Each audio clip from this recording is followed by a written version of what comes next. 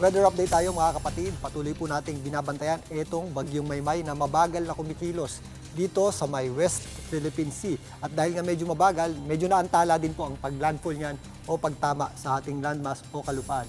Ito nga pong bagyong Maymay ay huling namataan ng pag-asa sa layong 145 kilometers kadlurang bahagi ng Sinayat, Ilocos Sur. Diyan po yan sa may West Philippine Sea at may taglay na lakas ng hangin na nasa 75 kilometers per hour malapit sa kanyang gitna at kung minsan may mga pagbugsong umabot sa 90 kilometers per hour. Ito ay nagsisimula ng kumilos pahilaga-hilagang kanluran or hilaga-hilagang silangan sa bilis na 10 kilometers per hour. At ito po ay nagkakaroon na ng direktang epekto sa malaking bahagi po ng Northern at Central Luzon at kasama na rin po ang enhanced habagat o pinalakas na habagat ng bagyong Maymay ang nagpapaulan naman dito po sa natitirang bahagi ng Luzon.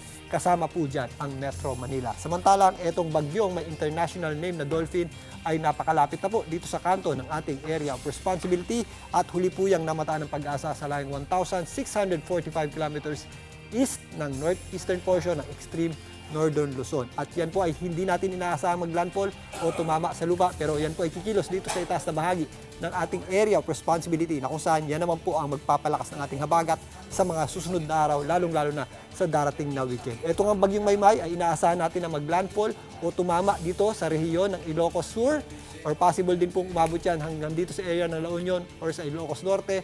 Pero generally, ito pong Ilocos region natin inaasahan tatama ito mamayang madaling araw at if ever makatawid na po yan dito sa ating parte ng Northern Luzon, inaasahan po natin ang paghina niyan into a low pressure area bago pa man makalabas dito sa may East Philippine Sea. Ganun pa man, ito po ay magpapaulan po sa malaking bahagi ng Northern Luzon at maging dito po sa areas ng Central Luzon. Habang kumikilos, pahilagan silangan, patungo nga dito sa direksyon naman ng typhoon na may international name na Dolphin. At dahil nga dito sa bagyong Maymay, ang ating pinakamalalakas na hulan, yung ating intense hanggang torrential rains, ay aasahan natin dito sa kanyang posibleng tumbukin ang areas po ng Ilocos Sur, kasama po dyan ang La Union, maging dito sa Benguet, kasama po dyan ang Baguio City. Samantalang, posible naman yung ating mga heavy at kung minsan intense rains dito po sa areas ng Abra, Ifugao, Mountain Province, kasama po dyan ang Zambales, maging dito sa area ng Pangasinan. Ang natitirang bahagi naman ng Northern Luzon, kasama po dyan ang Ilocos Norte, Apayao, maging dito po sa area ng Nueva Vizcaya, at ang ilang bahagi ng Central Luzon, including Nueva Ecija,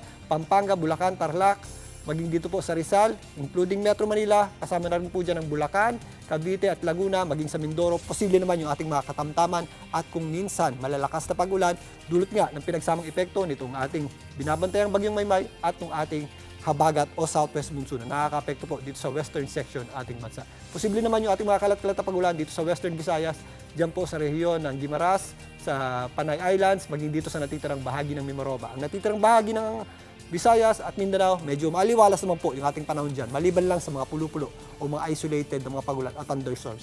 Medyo malayo po ang epekto ng bagyong Maymay dyan at ng ating habagat o southwest monsoon. Dito nga sa Metro Manila, mula ngayon hanggang bukas, magpapatuloy pa rin po yung ating manaka-naka o yung ating paputol-putol o intermittent na pag-ulan. Minsan malakas po yan, lalong-lalo na kapag meron tayong thunderstorms at minsan may kasama rin po yung malalakas na bugso ng hangin dahil po sa hangin ng ating habagat. Kaya sa mga may lakad bukas, lalabas ng bahay, ugalin po rin po natin magdala ng payong o anumang pananggalang sa ulan at isaalang-alang po natin ang posibleng malalakas na pag-ulan sa ating mga lakad. At yan muna ang latest sa ating lagay ng panahon. Huli ako po ang inyong weather frontliner, Alvin Puran, na lagi may panahon para sa iyo. Mga kapatid, Julius Babaw po. Para sa komprehensibo at makabuluhang balitaan at talakayan, mag-follow at mag-subscribe na sa social media pages ng News 5.